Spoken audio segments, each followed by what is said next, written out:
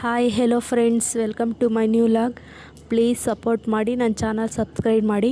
ಸ್ವಲ್ಪ ದಿನಗಳ ನಂತರ ಈಗ ನಾನು ಲಾಗ್ ಸ್ಟಾರ್ಟ್ ಮಾಡ್ತಾಯಿದ್ದೀನಿ. ಸೊ ಯಾಕೆಂದರೆ ನನಗೆ ಹೆಲ್ತ್ ಇಶ್ಯೂ ಇತ್ತು.